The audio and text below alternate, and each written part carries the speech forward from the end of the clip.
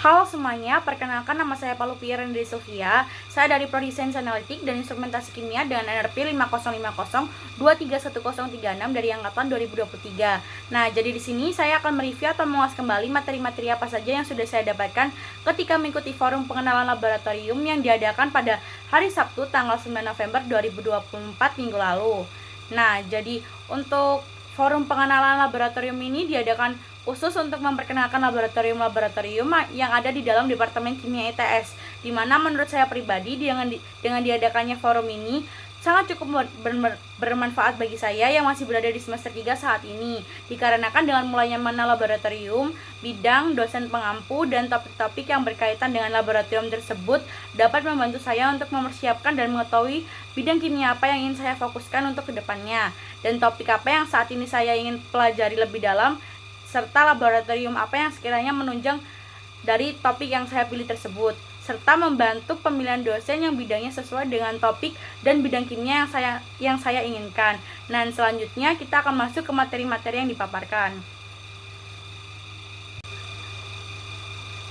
Dan selanjutnya masuk ke materi yang pertama yang dijelaskan, yaitu mengenai laboratorium kimia material dan energi yang dibawakan oleh Mbak Yesus dari angkatan 2021, di mana laboratorium KME ini berfokus pada efisiensi dan alternatif bahan bakar fosil, material canggih, material untuk infrastruktur dan lingkungan, dan mendapatkan pemahaman mendasar terkait bidang material dan energi lainnya.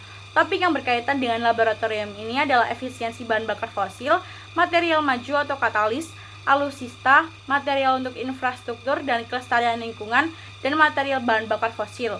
Dosen-dosen yang ada di dalam laboratorium ini adalah Prof. Joko, Prof. Yurmina, Pak Didi, Bu Nurul, Pak Lukman, Bu Afifah, Bu Ratna, Pak Eko, dan Pak Wahyu.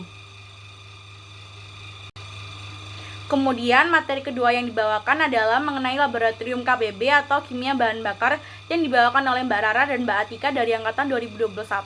Topik yang berkaitan dengan laboratorium ini adalah explorations, food addictive, gas separations, after synthesis, dan photocatalytic degradations. Dosen-dosen yang ada di dalam laboratorium ini adalah Pak Trianda, Bu Yulfi, Bu Yuli, Bu Zahra, Prof. Hamzah, dan Prof. Peri, juga Prof. Faklus.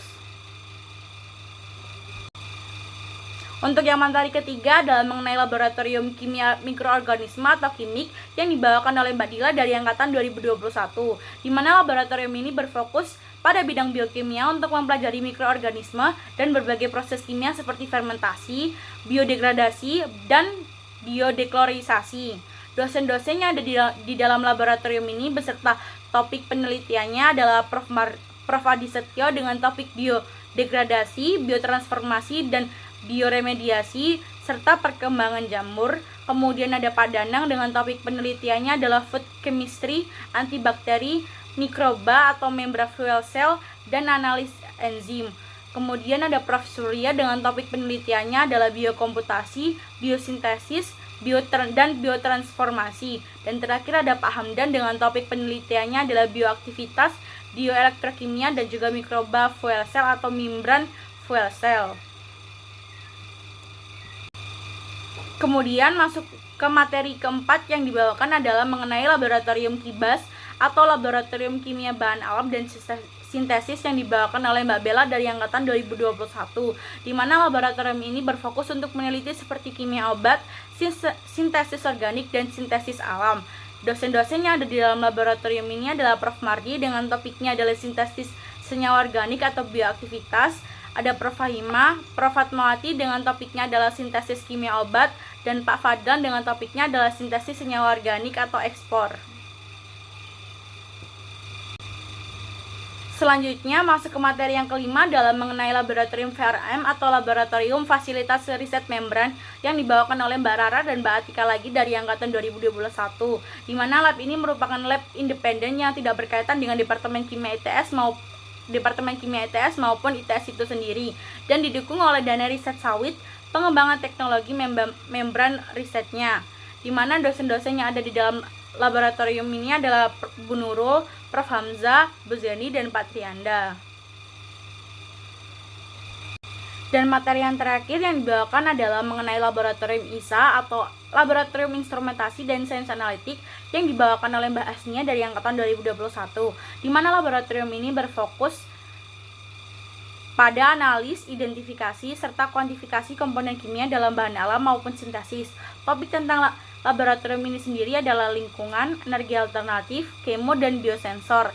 Dosen-dosen yang ada di dalamnya beserta topik penelitiannya adalah ada Pak Jarot dengan topik membran foil cell, ada Bu Ita Olvin dengan topik kimia lingkungan, Bu Harmami dengan topik korosi, Pak Hendro dengan topik sintesis, Pak Suprapto dengan topik elektroanalitikal, Prof. Freddy dengan topik biosensor dan nanoteknologi, Bu Nikma dengan topik polimer, Bu Seni dengan topik katalis dan energi terbarukan, Bu Kartika dengan topik biosensor dan korosi, dan terakhir ada Pak Grasianto dengan topik nanokristal dan nanomaterial.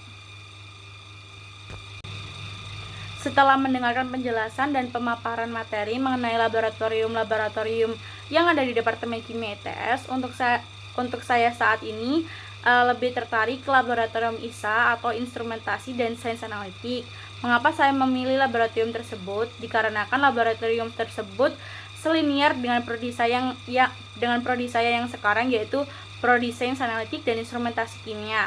Dan untuk bidang atau topiknya sendiri, saya lebih berminat ke kimia lingkungan dan juga dengan topik katalis dan energi terbarukan, di mana untuk topik kimia lingkungan sendiri itu dibawakan oleh Bu Ita Olvin, dan untuk topik katalis dan energi terbarukan dibawakan oleh Bu Seni.